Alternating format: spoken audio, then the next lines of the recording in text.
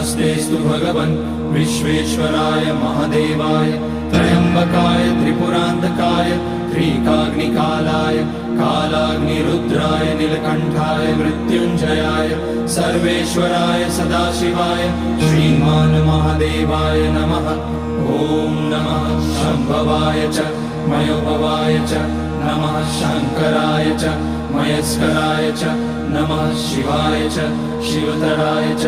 ॐ त्र्यम्बकं यजामहे सुगन्धिं पुष्टिवर्धनम् उर्वारुकमिव बन्धनान् मृत्योर्मुक्ष्यमामृतात्।